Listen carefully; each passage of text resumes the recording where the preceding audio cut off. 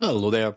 So Disney had their D23 like fan event, which shows like footage and stuff and announcements for some of their upcoming upcoming projects. So I thought I'd give my thoughts on some of the stuff that's been came out yesterday or in the early hours of this morning, whatever it was. Probably Friday night into the early hours of this morning in the UK. So I'm not actually sure if it goes over a few days or whatever, but a lot of stuff seemed to come out yesterday. So I don't know. I don't know how much more they can announce, but I suppose if there's anything else they could do, then I could cover that. But we'll do what's done so far. Some of the main things to talk about with that there is with some of the Star Wars projects. We got the first trailer for Ahsoka season 2, which comes out in January now. We hear January the 20th, I think they said. Great trailer, actually. I really enjoyed it. It was great, some really great shots. There's going to obviously more of Anakin in there. Hayden Christensen again coming back. As you know, he appeared in the first season. And there was some of the shots actually looked great, classic Star Wars shots, like with the snow in the forest. That looked really brilliant, actually. That looked totally cinematic. So I think that looked great. I enjoyed the first Ahsoka season, and I think it took a little while for it to click with me because I'm not that familiar with the Clone Wars animated series. I've seen some of it, but not all of it. So there's probably a little things I didn't totally pick up with. But hopefully this can hit the ground running a bit quicker than that. But overall, I did enjoy that first season, and I'm definitely up for a second season. And this trailer absolutely piqued my interest even more. Thought it was a great trailer. Now, seemingly they showed the first footage for Starfighter, the next film with starring Ryan Gosling and directed by Sean Levy, of course, the Deadpool Wolverine. So I don't think this has been officially brought online. I've seen some people were like filming it. So in the series, so I don't know if you're allowed. I'm amazed you're allowed to do that. These things for certain things that they're not going to put online, but whatever. The Ahsoka trailer is online, by the way. It's on YouTube and everything.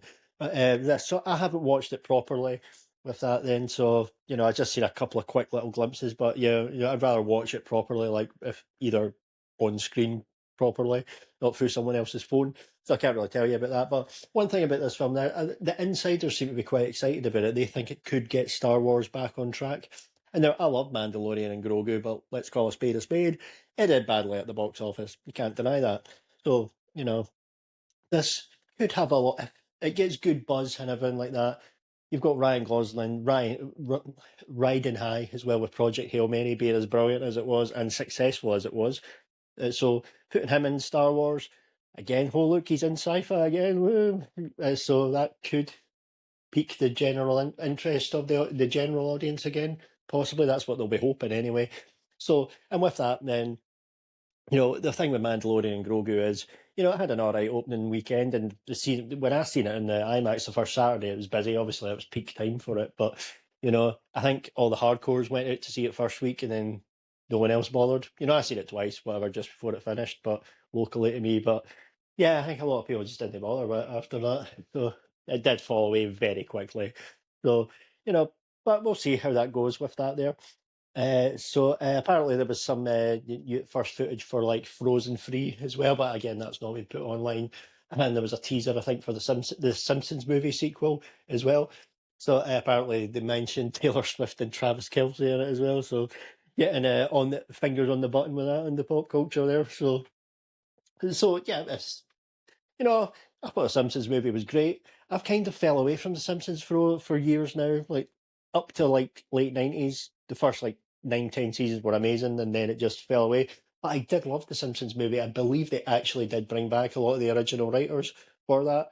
So hopefully they're back for this, because I've watched a couple. I've watched I've not really watched any of the new seasons, but I have watched a couple of the little one-off Disney Plus ones that they do sometimes, like the Star Wars ones they've done, and they've been okay. So time will tell on this one. But yeah, new Simpsons movie. So I didn't see the footage, but whatever. I think it's out in 2027 at some point. So there you go. So getting to some of the other main things, like onto the Marvel stuff now as well. You've got Vision Quest, first trailer for that came out. Looked pretty good. WandaVision when it came out, of course, remembering that this was the first Disney Plus series, Marvel series as well, was a breath of fresh air. It was so different from everything else that was out. Plus, great time it came out. It came out in January 2021 when we were still in fucking lockdown and all that. So, at least there was something to look forward to every Friday to watch that. So, I did really enjoy that series. I think it's one of the strongest Disney Plus series. I think it was one of the unique ones. This looks different enough as well. it could be interesting. You see a lot of Paul Bettany, of course, just as himself properly as he is, because you've got the White Vision thing as well. You've got Ultron here as well. Plus, you actually see James. He says you use your human avatar. So James Spader is in this in human form. So physical form, not just voice. So I'm not actually entirely sure what this is about, but it looked quite promising.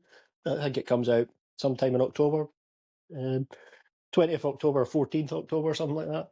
Not totally sure, but it's around about that area anyway. So yeah, that'll be quite interesting.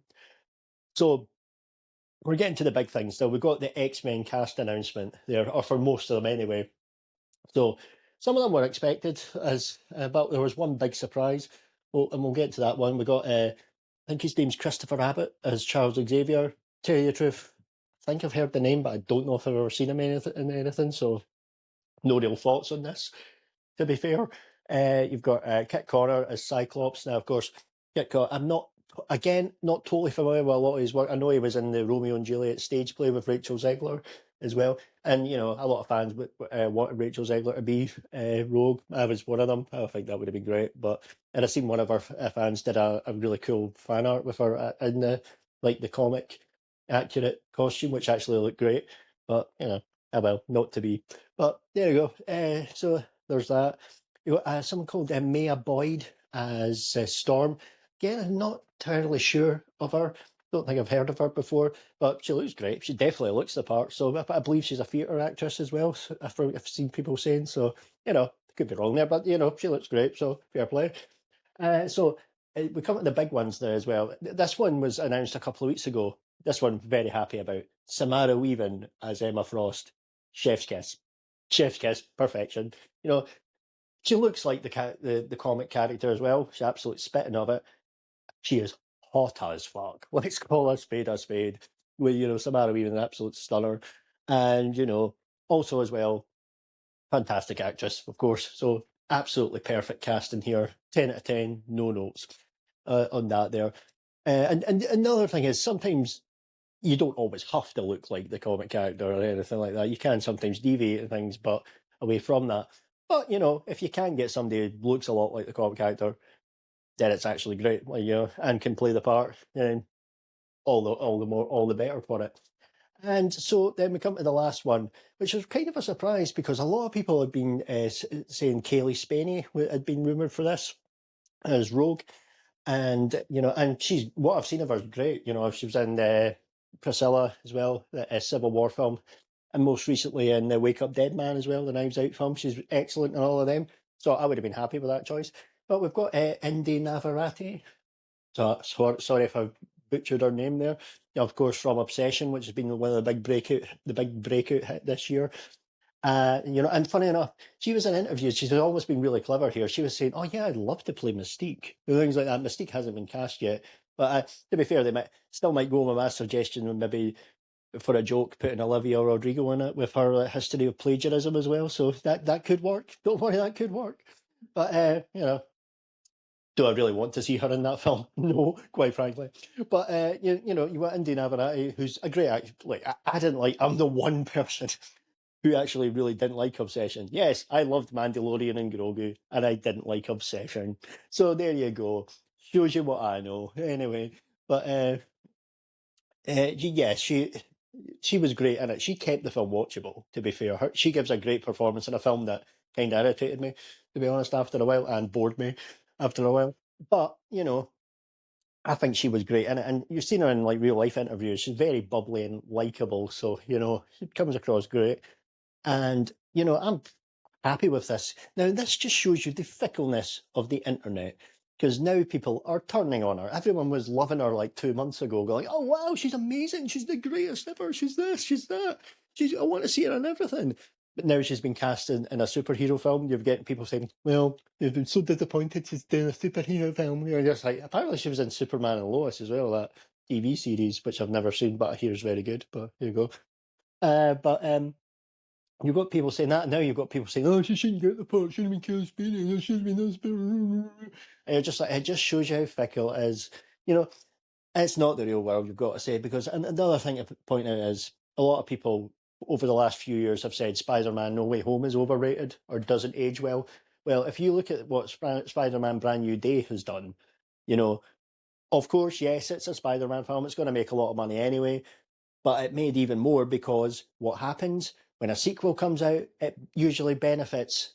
If the previous one's well loved, well received by audience, that benefits the next one. Or if it's not so well received or well loved, then it hinders the one that comes after it. And lo and behold, look, No Way Home was loved by the general public, not film Twitter snobs who like sniffing their own farts, saying, I think it's overrated. They're like, fuck off. These people irritate me. But, so that just shows you film Twitter, people, it ain't real life. It ain't real life. It doesn't affect the real world there. So, yeah. It took them almost record time to turn on Indiana. I couldn't believe it when I was reading this morning. I was like, "What? You've turned on her already?" It's like, but whatever. Good luck to her. I think she'll do well with that, despite the fact that I didn't like that film. I liked her in it, so fair play. So we now come on to the big one here as well. It's what we got. Oh, it's I think it's out 5th of May 2028 X-Men film. So cool. Thumbs up for that. Now, we come now to, of course, the main event, which showed us the latest footage, latest sort of trailer for Avengers Doomsday. This is the best look yet, hands down. This was phenomenal. Starts off with a great voiceover with Sue Storm talking about how Victor was the smartest person in the room and he was so kind, but she didn't realise how broken he is. And you see little shots as well of like Magneto, Gambit, and then you've got the voiceover, the Doom voiceover, talking about how people, I can't remember exactly what I say, but then it shows shots of like other Avengers with like their kids and things like Steve Rogers with the baby that we've seen from the first teaser, Thor with the kid Love that he sort of adopted at the end of Love and Thunder. Spoiler for that film that came out 3 years or 4 years ago, whatever the fuck it was. There's another film I liked that everyone else hated, so there you go. But there you have it. There was a few other ones as well. Oh yeah, you've got like Johnny Storm with like Franklin. No, that's not his kid. That would be fucking weird if it was. To be honest. But you've got I think there was another one. I don't know. I can't remember. But that all looked great. But one of the best parts of the trailer, you've got like Reed Richards. Then he wouldn't be too fucking happy if Johnny was the dad there. I'll tell you. But anyway, that's I think getting your mind out the gutter with that one. I mean, one of the best parts is when he's saying Doom, have you done this and all that? You see the whole wasteland and everything like that. And this was great. You got real great intensity there from Pedro Pascal. I thought that was excellent. It looks like that's going to be a really great, intense dialogue scene with that there. One of the best parts as well, of course, a little longer thing from the bit we've seen from the last trailer when Thor's like, "You will beg for hell before I give it to you." And then comes up with Stormbreaker. Of course, the shot we seen in the other trailer when Doom just puts the two fingers up and then flicks them away. Then we get to see more when he like blasts them away and then says something like, hell begs to me or something. Hell answers to me, for I am Doom. Very comic book cheesy, but it worked. It was fucking awesome. So honestly, absolutely loved this. Some people have speculated that the Wasteland thing there is actually going to be New York, and that will be like Tobey Maguire's Spider-Man's New York. He's been heavily rumoured to be in this film, so we'll see if that happens. So, yeah, anyway, fucking that. I've liked everything I've seen from it before, but this took it up an even bigger level. This looked amazing. This has been the best look yet of it. So yeah, there you go. Just my thoughts on like some of the stuff that came out of Disney's D23. So anyway, there you go. Thanks for taking the time to listen, and goodbye.